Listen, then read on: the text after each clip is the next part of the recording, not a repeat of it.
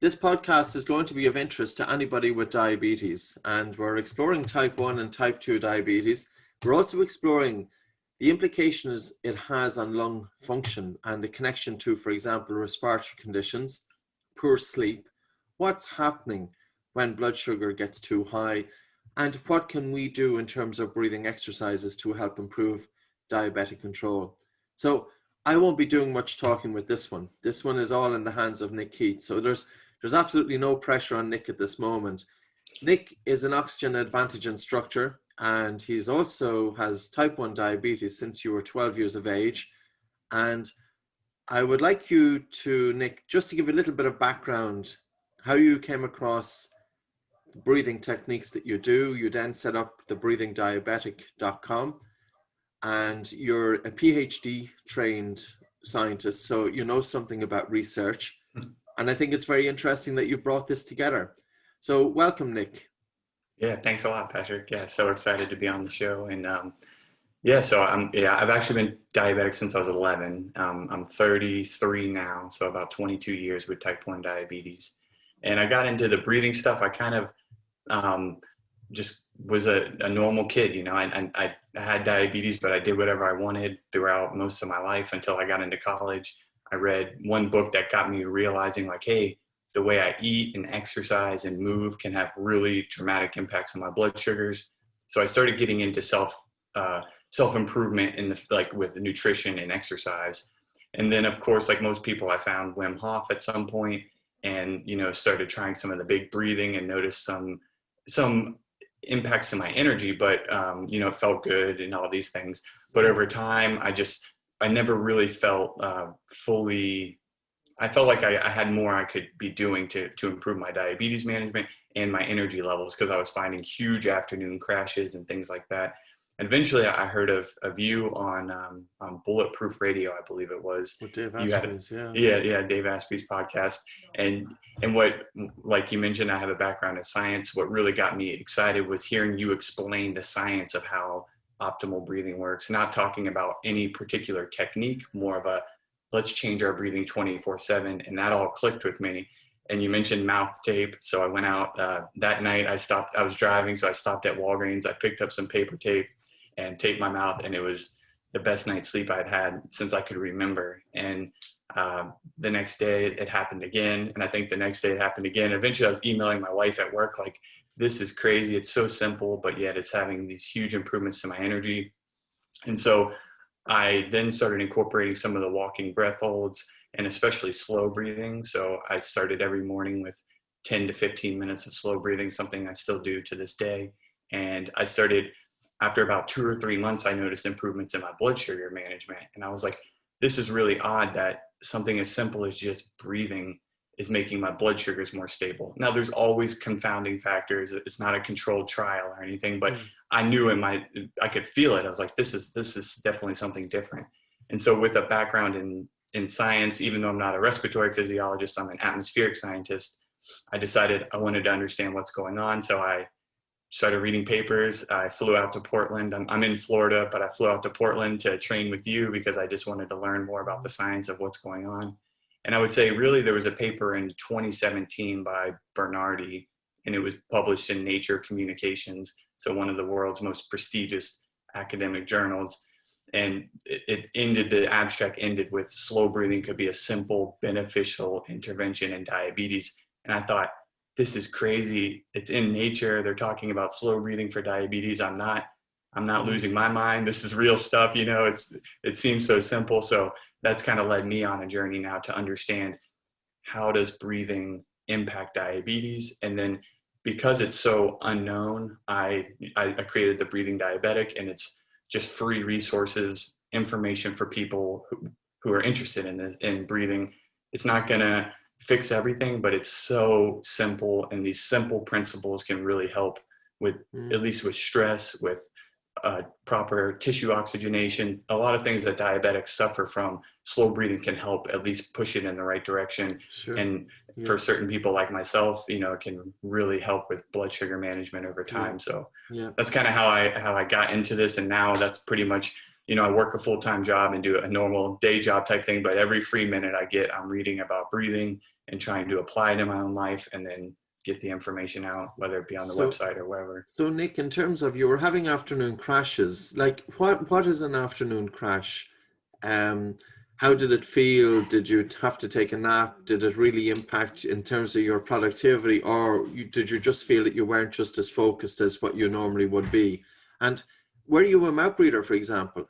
How was your breathing before you started coming across this? Because I suppose people might think that their breathing is good anyway, and everybody seems to think that they have good breathing. How were you breathing, or describe the afternoon crash, and how was your breathing at that time? Yeah, so the afternoon crash when I had work, it was just I felt drained, but I was at work. So, you push through and you just do what you got to do. But what was interesting is my wife is a yoga teacher and she was teaching an afternoon class. So I would get off of work and I had about 45 minutes to an hour before I'd go to the class. And I would go home and I would just immediately take a nap. Like I would just walk in the door, sit on the couch and try to go to sleep for like 20 minutes, 30 minutes. And this was a few days a week when I would take the class, but I felt like that almost every day, it was really odd, but it was, so I'd become a chronic mouth breather. And whether or not that's the only thing, there's always, again, lots of things, but I know I'd become a chronic mouth breather. I thought the answer to everything was to take a big breath and just relax. And so I definitely become a chronic mouth breather, and definitely at night. I didn't realize it at the time. You don't know until you experience the difference, but I felt like I was sleeping fine. But then the first time I taped my mouth, I woke up so much more refreshed. So I know I wasn't sleeping as well. So I know I was mouth breathing at night because the tape fixed it. I slept much better, and I was definitely a mouth breather during the day, and I was doing it on purpose. I really thought that was the answer, was to take big breaths. And so the afternoon crashes were pretty much daily, and it wasn't, I eat pretty well. So it wasn't like a huge high carb, a lot of times they say if you eat a really high carbohydrate lunch, that can also lead to a blood sugar spike, which leads to a crash.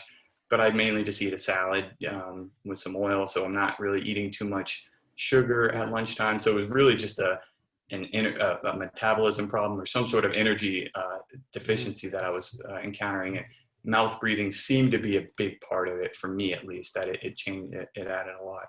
So just in terms of the difference between type 1 and type 2 diabetes. So type 1 is something that typically younger kids you're diagnosed, and it's not quite known what's the trigger.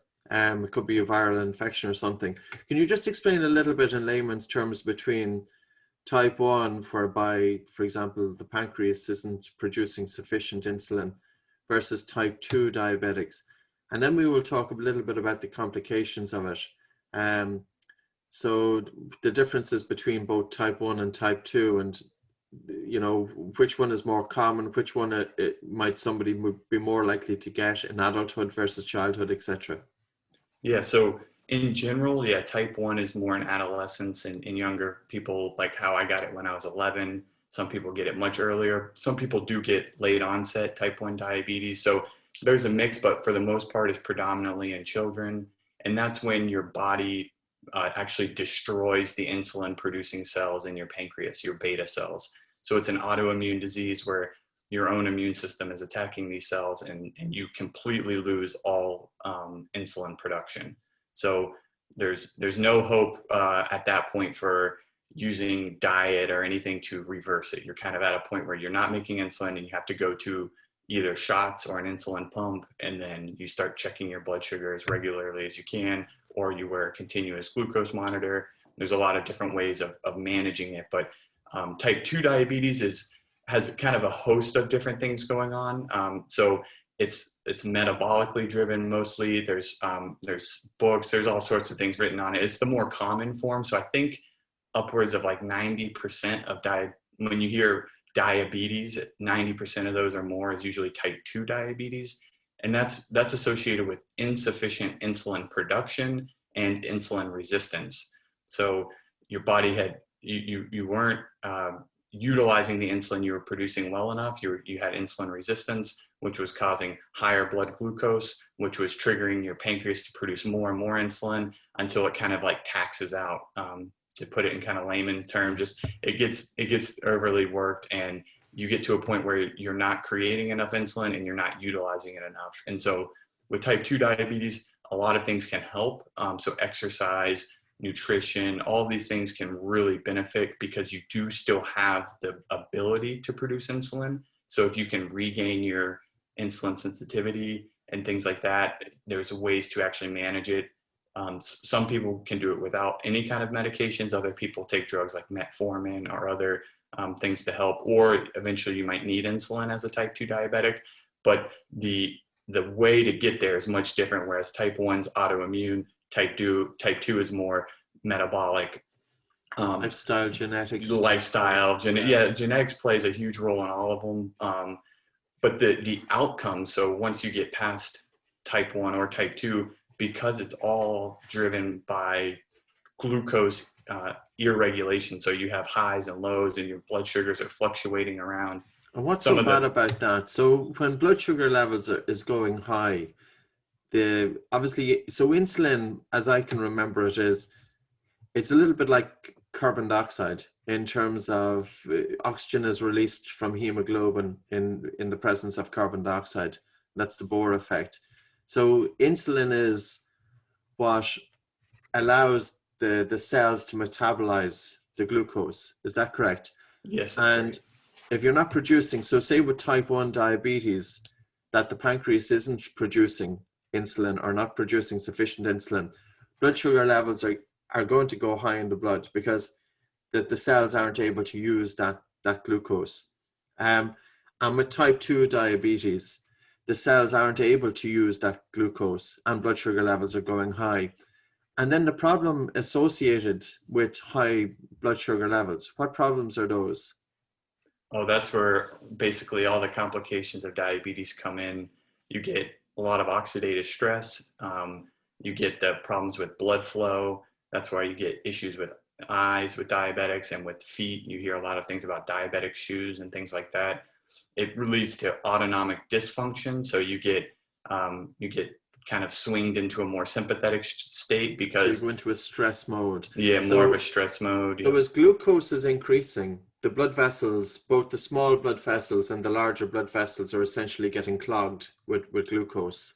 Yeah, you could think of it like that. Yeah, because it's leading to all of this inflammation and damage to the blood cells, into the arteries and veins, that eventually, it's like arterial function deteriorates pretty quickly with sustained high blood sugars, or over time. That's one of the big complications. And how would the person feel? Oh, it's awful. I mean, I know from, so I still get highs, I still get lows. Type 1 diabetes is a never ending journey of learning and being defeated on a daily basis when you think you've had it figured out. But the feeling of having sustained high blood sugar is one of the worst for me. So I mean, some people feel a little differently. So like if you look at the symptoms on, WebMD or Mayo Clinic, you'll see that like high and low blood sugar have similar symptoms because different people feel them a little differently. But most people, for high blood sugars, it drains you. It gives you just feel exhausted. Like you just want to go to sleep. You want to lie down. You don't want to do anything. You don't want to think. And so if that's sustained over weeks, months, years, it can definitely lead. I've seen graphs showing that brain size decreases pretty significantly with time when in diabetes, just because of sustained glucose. Another really interesting aspect of high blood sugar is that it increases the affinity of oxygen to the hemoglobin. So for the breathing nerds, it's a left shift in the oxyhemoglobin dissociation curve. But basically what it does is it holds on to oxygen more readily, and it also binds nitric oxide in a form that's not bioavailable. So it's reducing the ability of nitric oxide to improve blood flow, and it's also reducing the amount of oxygen that's getting released to the tissues. So this then, sorry to cut across you. No. So this is what then is causing hypoxia, and because of course, if you've got a left shift of the oxyhemoglobin dissociation curve, if the hemoglobin is not releasing oxygen so readily, and if blood vessels are constricting, there's not going to be enough oxygen getting to the tissues and organs. And what are the implications of that? And this might tie in with where breathing can help, because, so first of all, the implications of hypoxia. And because I think there's a confusing thing, we do some breathing exercises which deliberately create intermittent hypoxia. And you would think, well, if hypoxia is bad, why do breath holding? And we do know that breath holding can lower blood sugar levels, more beneficial if your blood sugar levels are high and you want to bring them down pretty quickly. So just a little bit about that, about the hypoxia. Yeah, so there's a few aspects. You just hit on both, is that you get the left shift. So the oxygen is holding on to the hemoglobin a lot more. The affinity is much stronger, so you're not getting the release into the tissues. Just the added inflammation and things like that are reducing oxygen delivery, but also the blood flow aspect. So when we talk about oxygenation of the tissues, it requires oxygen and blood flow. So the more blood flow, the more oxygen. And there's actually a really nice paper showing this in 2015, I think, in the Proceedings of the National Academy of Sciences, showing that nitric oxide is a huge regulator of blood flow. And that's really a key mechanism for oxygenating the tissues. So in diabetes, you're getting rid of those two factors. You're reducing blood flow and you're holding on to oxygen. And so this is creating, there's other factors as well, but those are I think the two big ones, creating tissue hypoxia. And then there's a paper, I think in 2017, showing that they basically kind of brought this full circle, saying that the tissue hypoxia is leading to a kind of constant state of sympathetic, of stress, of fight or flight, which is then going to mess with your chemosensitivity, which is then going to exacerbate the sympathetic response now, because your chemosensitivity is wrong. You're going to be breathing more heavily, which is then in turn going to just go right back to more dysfunction of oxygenation, because now you're going to reduce carbon dioxide. You're not going to be getting as much blood flow. So it's this kind of vicious cycle in diabetes. You almost wonder if it's trying to protect you from something, because they all combine in the negative way. It's like, what could be going on here? Because it just seems so bad when you start looking at how these feedback loops are working in a negative way. Yeah, but and I think it's like, no, go ahead. Quite a number of different conditions that there is a negative feedback loop there. Anxiety is one, asthma is another, high loop gain and sleep apnea is another one. So in terms of then the stress response, people with diabetes have to be very careful that they're not pushing themselves to the point of stress. And maybe that's one reason where slow breathing is beneficial and better night's sleep, because you can help achieve a balance in, you can help to dampen or reduce stress, and you can help to bring the body into relaxation, increase parasympathetic tone. And there has been studies on this going back 20 years, isn't there, with Bernardi? It's going back to 2000. Yeah, and that's right. So I think on my website and things, when I talk to other diabetics, I usually say start with slow breathing, and if you feel comfortable with the mouth tape, because those are going to be the two big resets with. So diabetics have much, like if you just look at a resting state of a diabetic versus a healthy control, their heart rate variability is usually much lower, so indicating they're more in a sympathetic state.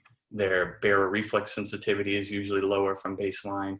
And so if you look at their overnight values of how they're shifting from a sympathetic during the day to a more parasympathetic dominant at night, the shift isn't as great as you see in normal healthy individuals. So diabetes does a lot of things and it just makes sense, right? We're under this stress of fluctuating blood sugars, all these issues, and it just stresses you out on top of all of the emotional things. So I think, diabetics are like 2 to 3 times more likely to get depression. We have a pretty high incidence of anxiety disorder. And I think a ridiculous percentage of us have just anxiety symptoms when you go in to do these questionnaires. So there's a lot of things leading to it, where the relaxation, slow breathing, activating the increasing your vagal tone, so to speak, or increasing the parasympathetic, the calming branch of the nervous system, can be super beneficial just to help reset things, help balance you out. And whether your blood sugar, so low blood sugars also can do this. So low blood sugars can trigger a sympathetic response.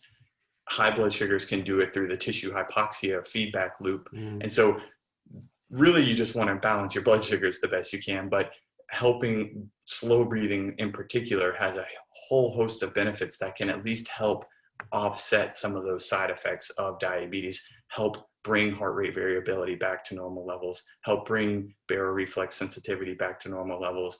For me, help me actually shift into a more parasympathetic state at night and sleep deeper, which is then going to downstream give you more energy for managing your blood sugars, for dealing with some of these issues. So slow breathing, with its ability to put you into that rest and digest state, is one of the, I think, the most effective things diabetics can do. But then if you're interested, they have the breath hold side of it that you kind of started touching on, has other things that could be beneficial, but you have to balance it with the stress response. So okay, so what we're saying is that in terms of the body is already, with the diabetic body, is under stress because of the condition, and there's a number of aspects in terms of breathing exercises. So breathing slow is slowing down the respiratory rate to 6 breaths per minute, but in and out through the nose ideally, not breathing through the mouth, and breathing low at the same time. And when you mentioned that helps to strengthen the baroreflex, these are the pressure receptors that are inside the major blood vessels, which are constantly monitoring your blood pressure. And it's a very important indicator of the functioning of your nervous system. And the other aspect, though, is breathe light. Does that have a role? Because you mentioned that people with diabetes often get breathless, or they have an increased chemosensitivity to carbon dioxide. And this in turn will translate into exercise intolerance. So if they go for a walk, they'll probably find themselves that they're going to be breathing a lot harder. So, you know, it really probably goes all together. When you're doing breathing exercises, do you ever focus on breathing light, that you're really breathing less air to feel air hunger, because that can stimulate the vagus nerve? Or do you focus on the slow breathing down to 6 breaths per minute, or breathing low?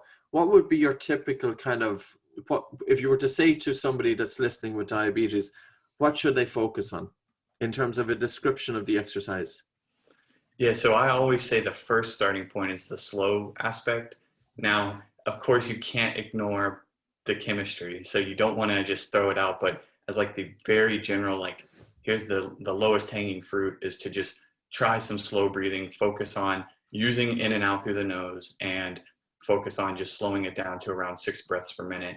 And that's also, when you look at the science, like the papers I found, that's the most commonly used method. So if we want to have something we know is backed by science specifically for diabetes, then we know that just slowing down the respiratory rate to around 6 breaths per minute, and that can fluctuate based on your comfort level. You might need to start a little higher, or you might even find that you need it lower. Some people are much more comfortable around 4, even lower, or in that range of 4 to 6 is usually about typical, I think. But so that's the starting point. You're saying if people are too breathless, they may not be able to breathe in for 5 seconds and out for 5 seconds. So should they start maybe breathing in for 3 seconds and breathing out for 3 seconds?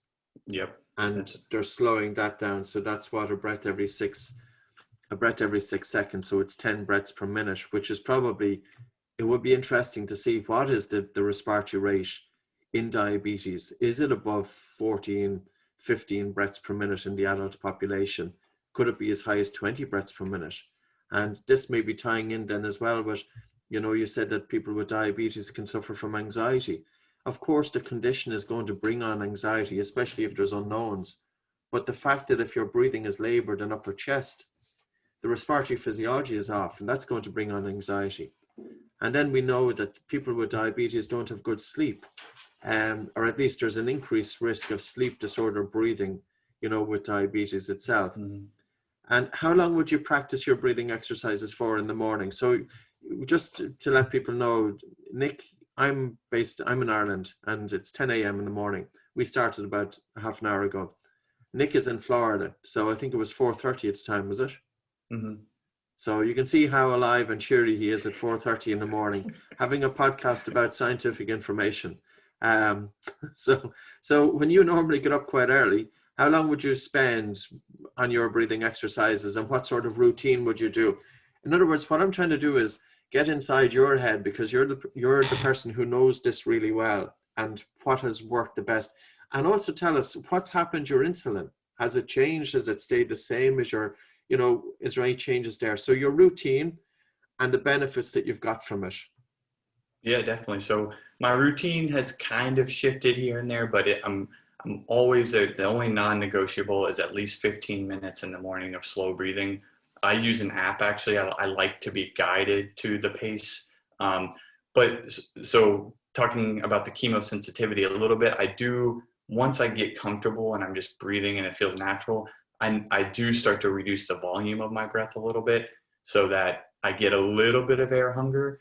But that's never the focus. It's kind of how I feel. And then but I make sure I do the rate. The slow breathing for 15 minutes is kind of a non-negotiable. I used to do a really strict breath hold practice after that. So I would go out and do at least 5 sets of walking breath holds. Now I still use walking breath holds, but I incorporate them throughout the day, kind of for just my own time. I do get up early, and I like to work on things I'm really interested in with breathing specifically. And so I found ways to balance those two, where I can take a little mini breaks where I do walking breath holds throughout the day, rather than making them all in one sitting, so to speak. I also do slow breathing just a couple minutes after lunch. So I've read a few papers showing that slow breathing, diaphragmatic breathing, can reduce blood sugar spikes associated with meals. And one of the ones that I get the biggest spike with is lunch. And I don't really know why. I don't eat a ton of carbohydrates. I think it's just something with my metabolism, my diurnal cycle. So I've incorporated right after lunch, I do about anywhere from 2 to 5 minutes of just slow breathing. Sometimes I practice alternate nostril breathing. I'm always trying new things, just to, it's like you, I love this stuff. So it's really interesting to learn all these different ways of using it. But I do about 2 to 5 minutes of slow breathing after lunch. And then before bedtime, that's been a huge one for me, is doing around maybe 10 minutes. This one, I don't set a timer or anything. I just, I go outside so that I'm just out and outside if it's not raining. And I do at least about 10 minutes of slow breathing then before bed, just to kind of get me into that parasympathetic state. And so you do the slow breathing sitting down, obviously, before sleep. Actually, I lay down. You lie down. Okay. Yeah, I do lie down outside. But that's only, sometimes I don't. It just depends on if it's raining or not, to be honest. But that's somewhat newer. So that's only in the past probably like 6 or 7 months I've been doing that. But for at least 3 years now, every day I do slow breathing in the morning, and some sort of light breath holds throughout the day. And with my diabetes management, with things like insulin. So right when I first started the Oxygen Advantage, like my insulin dropped, I would say around 10 to 20%. I don't have exact numbers. My hemoglobin A1C, which is kind of a marker of long-term blood sugar, it dropped pretty significantly. And so I've seen big drops. Now it's kind of, I found a balance now where I've kind of found my sweet spot, so to speak. It was kind of like it went down way because I was changing everything about how I was breathing, and that was changing so much about my metabolism. But then it's come back up to like what I'm very happy with, where I feel the best energy levels I've ever had still to this day. I still get anxiety. I still have nights where I don't sleep well. There's still things where life comes into play, but it's night and day difference for how much it's helped with kind of just stabilizing everything throughout the day and especially my blood sugars and my need for insulin. I'm no longer, so this was a personal choice, but I'm no longer on an insulin pump. I just take shots. I've really simplified my life a lot in that way. And I feel that it's given me that kind of mental clarity to say, okay, I know I'm in control of what I'm doing with my body. And so it's kind of helped me to find what works for me and find the way that it works best with my blood sugars. So yeah, it's been really nice. And I really, I can't go a day without at least 10 or 15 minutes of slow breathing, just because I feel like it kind of resets everything for me. Yeah. And there's plenty of other benefits as well. And in terms of, so when you started off doing the breathing exercises, we were always, for 20 years, we've been very cagey about asking somebody with diabetes to do any breath holding. And it was because the blood sugar levels could just drop too quickly and they go hypoglycemic. And it was always an aspect. So when you started off, you started off with slow breathing, but did you bring in some breath holding as well? And were you monitoring your blood sugar levels more frequently? And what sort of drops did you see? Did you see any kind of things that we really need to be keeping an eye on here? That, you know, because of course we want to get benefits, but we also want to avoid risk. Yeah, so with type 1 diabetes, it's so particular to what time of day, what insulin you've taken, because you're basically at a state where if I just took insulin, it wouldn't matter what exercise I did, my blood sugar is going to drop. If I haven't taken insulin in a really long time, I can help bring it down a little bit maybe with the breath holds, but it's really particular to the time with food and insulin. So what I did was most cautiously make sure I did it at times a day that worked well with my eating. So it was either first thing in the morning before I'd eaten or taken any insulin, like any extra insulin from what just my basal rate, or in the afternoons after lunch, a few hours after lunch, where kind of the short acting insulin had wearing off and I'm just kind of back at my basal state. And that kind of gives me a baseline where I know what my blood sugar is when I'm going out to do any breath holds. And then if I feel bad, I'll check it or I'll stop. I'm very lucky in that I'm very sensitive to low blood sugar. So if I get low, I feel it immediately, and that's not the case for everyone. So that's why it can be very dangerous, because if you don't feel hypoglycemia that well, if you're not that sensitive to it, you could drop quickly and not notice it, and then that's where the trouble could be. But with breath holds in particular, so it's a balance of, so the breath hold itself, as you know from the studies, it's been shown to basically transport glucose into the tissues, into the muscles without the need of insulin. So it's kind of found another pathway similar to exercise, where the contraction can help lower blood glucose with independent of insulin. So that's how the blood sugar lowering effect can occur.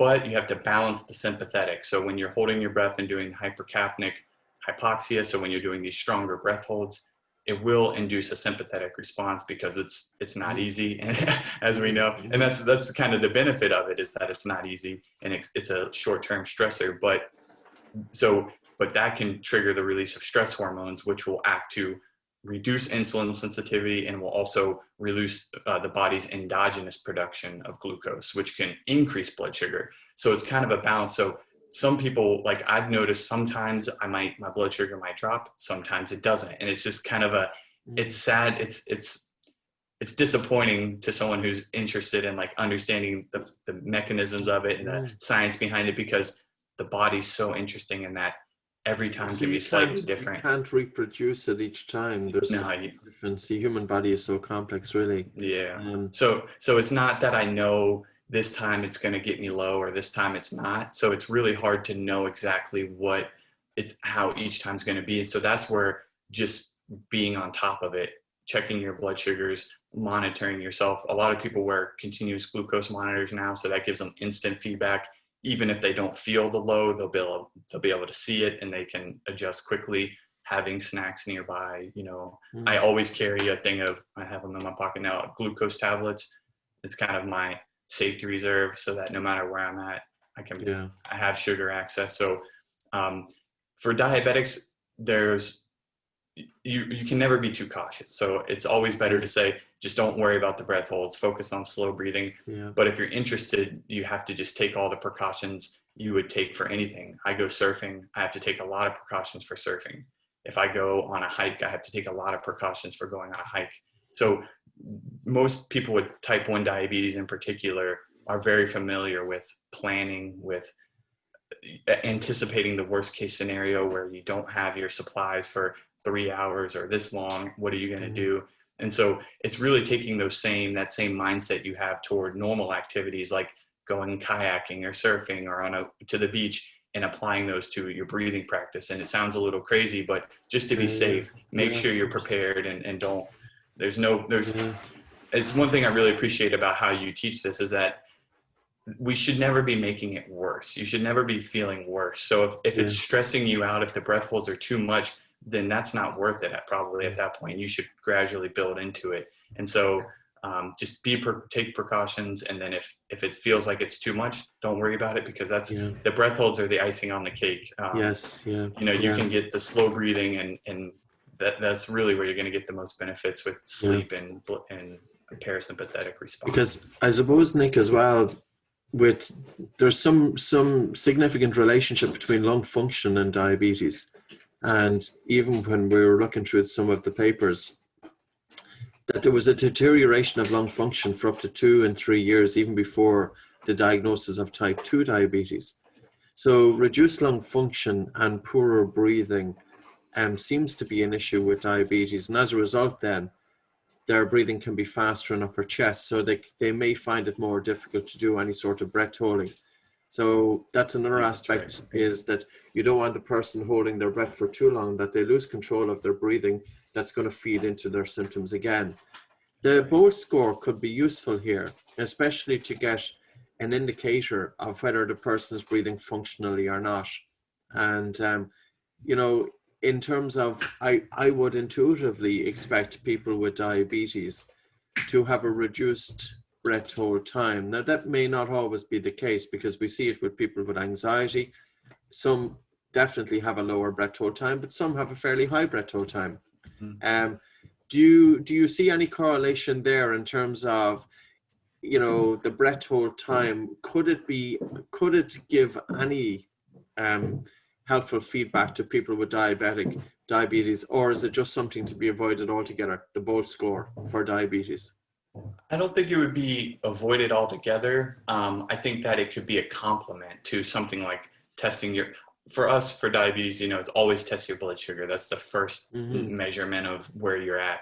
But of course, we know all of the studies showing the usefulness of breath hold time for just an indicator of respiratory health. And so you might notice, for example, if you were to take your Bolt score and it was really low, it might be, you wouldn't not test your blood sugar, but you might know, oh, something's up with my blood sugar. And when I go to test, because either way you were going to test, it might be something where you see a correlation between low blood sugar and low Bolt score, or high blood sugar and low Bolt score, because both of those are going to affect just your mental alertness and just kind of how you, and that has a big, and although the Bolt score in particular doesn't have a mental component as much, because it's just that first reflex, it's still, there's stuff going on psychologically when your blood sugar is high and low that is just going to make even pinching your nose feel, you'll just be like, okay, so there's a lot of really interesting emotional aspects of diabetes that might play a role. But I would say that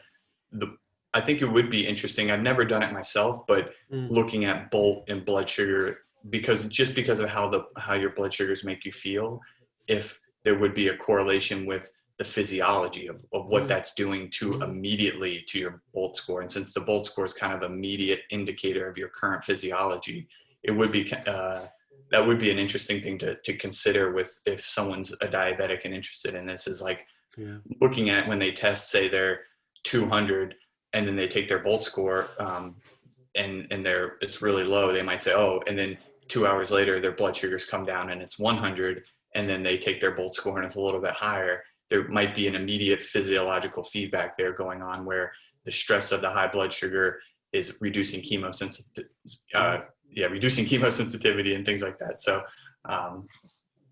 increasing chemosensitivity. I'm sorry. Yeah, sometimes I get it mixed up too, so don't worry about that one. The baroreflex sensitivity and chemosensitivity. Yeah, the reverse those. Yeah, no, I absolutely find it fascinating. And I find it fascinating that, breath can help people with diabetes. And it's just a little bit unfortunate that, as a diabetic, were you ever told to breathe through your nose? And this is not, I just want to kind of find out, is there any awareness out there?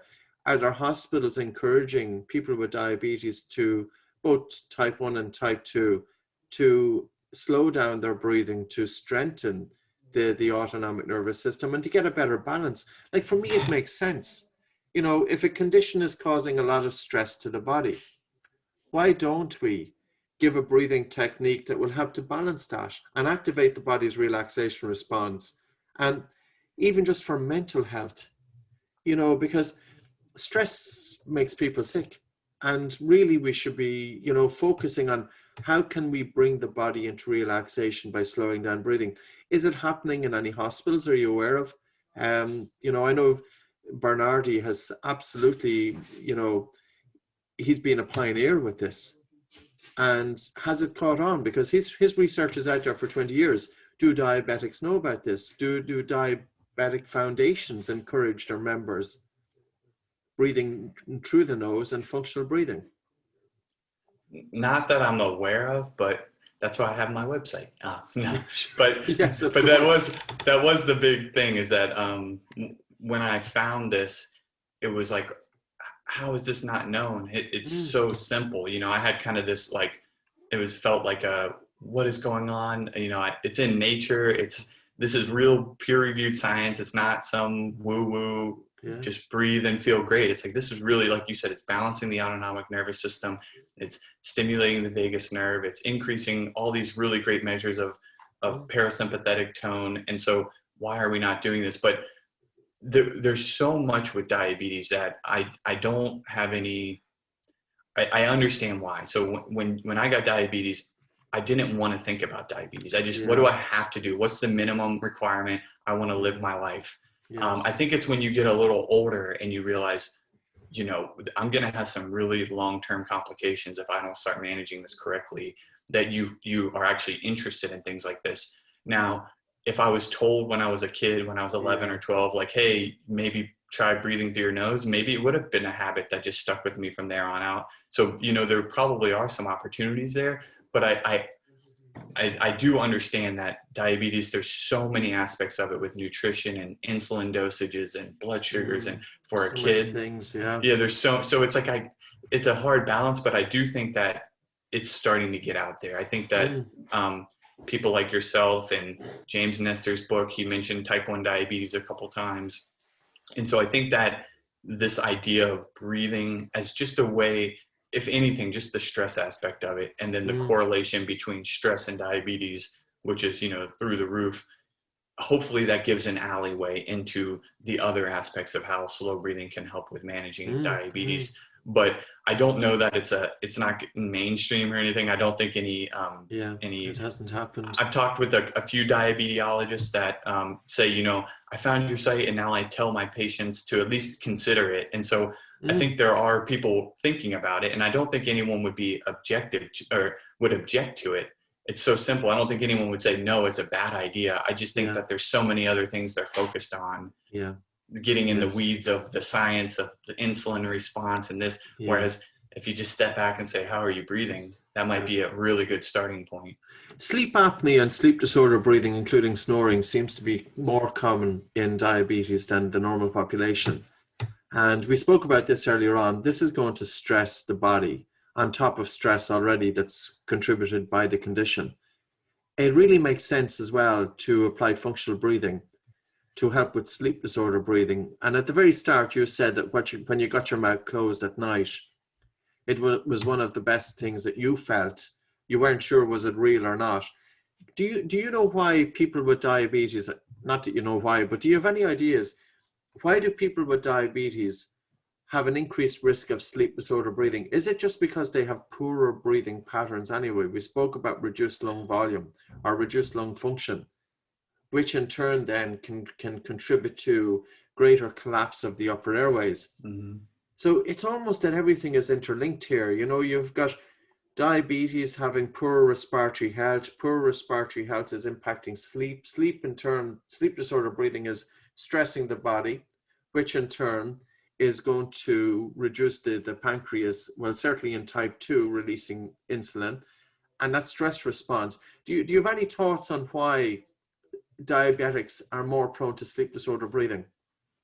So I know that there's a huge association with it. So I know that I do have a paper on my to read list that's basically saying there's a two-way interaction between obstructive sleep apnea and type 2 diabetes, that the kind of the mechanisms behind both of them are similar in that one can kind of exacerbate the other. So it's this kind of feedback loop.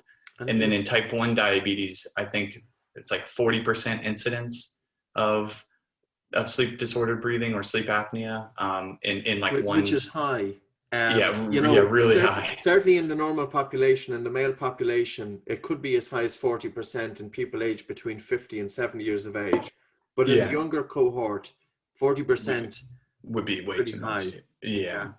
And so, and that's the thing is there's limited studies on these correlations and calculating these percentages, but we do know that another thing is that the parasympathetic tone isn't quite as high at night. So we don't get that shift to that calming relaxation mode because of the stress of our blood sugars.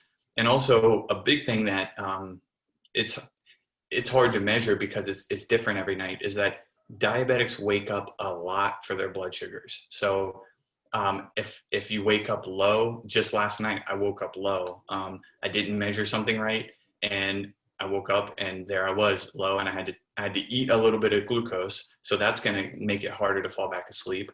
Plus the stress response of the low puts you in a sympathetic state. And so there's so many aspects of diabetes that decrease sleep. Now with sleep disordered breathing in particular, I think you kind of nailed some of the mechanisms that are probably there. Now I don't know the exact science behind it, but I would say that all of these things are combining. The increased sympathetic response, the poor lung health, they're all coming together. And if you're breathing through your mouth at night, that's only going to exacerbate things even farther. As we know, mouth breathing at night can increase the incidence of sleep apnea, of snoring, and all of these things. So I think there's a really bad feedback loop here that can make sleep really poor in diabetics. And that's why taping at night, if it does anything, even if I still wake up low like I did last night, the sleep I did get was much deeper. I still feel more energized than I ever did when I was mouth breathing at night. And I'm just going to share a screen because I think it's important this was an article, Nick, that you're probably aware of this. This was published in the Journal of Clinical Medicine about 3 weeks ago. And I'm a co-author here along with two ear, nose and throat doctors, Carlos O'Connor and Dr. Plaza. And we looked at the application of breathing re-education. These are the exercises from the Oxygen Advantage, part of it from the Buteyko method, to the phenotypes of sleep apnea. And it's a 10,000 word article that's available for free. And when we're looking at functional breathing patterns, we're looking at it from the 3 different dimensions: the breathe light, breathe low, and breathe slow. But again, this is a field that has quite good potential, and nasal breathing is absolutely key for people with obstructive sleep apnea. And I tape my mouth at night, and I know some people are going to say, and doctors will say, don't tape them out at night. I would like to demonstrate just my O-tape, and I'm going to ask you as well, would you perceive any additional factors that people with diabetes have to be careful with, that if they tape their mouth at night, are there other aspects that they have to be really, you're talking about fluctuations in blood sugar, for example. So I'll just put a demonstration, and if you can answer that question, are there other things that people with diabetes need to be more careful with in terms of getting the mouth closed during sleep? The only thing that comes to mind immediately is that if you have a hard time feeling your hypoglycemia, so if you don't detect when your blood sugar is low, and you're getting into much deeper sleep, I guess there could be a potential that you wouldn't feel it when you wouldn't wake up. So low blood sugar typically wakes people up pretty easily, and it induces a pretty good stress response. Like, hey, we need sugar. Your brain needs sugar. It's going to wake you up once your blood sugar drops below, let's say 70.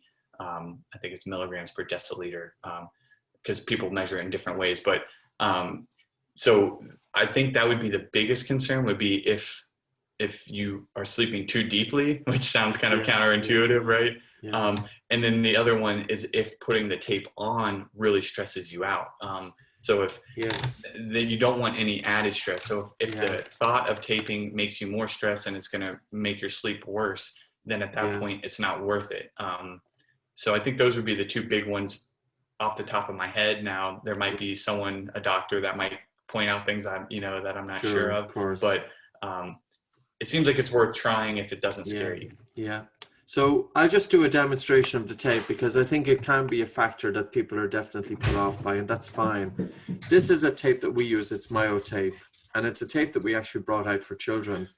And Myo tape is because of the myofunctional therapy and the application for dentistry. So it's a cotton-based tape. I think you're familiar with this, Nick, are you? Mm-hmm. You've come across it. Mm-hmm. And we stretch it we give it quite a tension, you know, even almost to its limit, maybe not quite. And that's the tape there. So there's an elastic tension there. You see that it's patting my lips. But in terms of perceived lip risk, this is bringing the lips together. But if the person needs to mouth breathe, they can mouth breathe. So it's not that we're blocking the mouth. And it's also what we're doing is looking to improve, strengthen the tone of the orbicularis muscle here, because the tension is going in a bidirectional relationship to help activate that muscle and to change that habit. So for somebody who might be apprehensive about wearing tape, to realize that there is a way to tape without covering the mouth. And it is my own product, so I'll say it out front there, but it's relatively inexpensive. It's $25 for 3 months supply. And if it helps you to get a better night's sleep, and I've been taping my mouth for 20 years, for me as somebody with asthma and somebody with sleep disorder breathing, it was a game changer. And I really will say this, you know, I think sleep should be the foundation in many instances of many different conditions, because if we're not getting that quality deep sleep, the body doesn't really have that chance of recovery, or at least to the same degree, because if the sleep is in a state that we're having apneas or we're having hypopneas or we're having heavy snoring, it's increasing sympathetic drive. It's putting the body into that stress response. And of course, our day is going to be then we have difficulty concentrating and focusing and being productive. And that feeds back into stress. And then the implications that stress have on a condition such as type 1 and type 2 diabetes. So in terms of a final couple of sentences, would you see the application of slow breathing and nose breathing and breathing light and breathing low in terms of the breathing application for both type 1 and type 2 diabetes?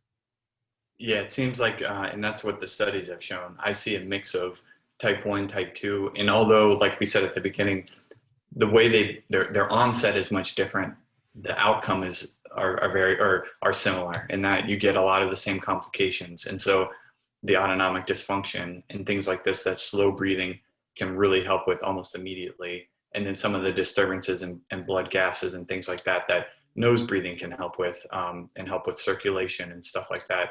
So I think that the applications are going to be for both types. The results might be slightly different on which type, because if you're a type 2, you still do have the potential to produce insulin, or you still are creating some insulin. And so by stimulating the parasympathetic nervous system, you might increase your insulin production, or you might improve your insulin sensitivity, and that might help with your glucose control more. But for like the complication side of it, it seems like slow breathing is a no-brainer for things like improving autonomic function, which is the big one with type 1 diabetes, and reducing stress, which is another big one with both types of diabetes. So it seems like it's a really such an easy application for both types, and that could really have some profound benefits.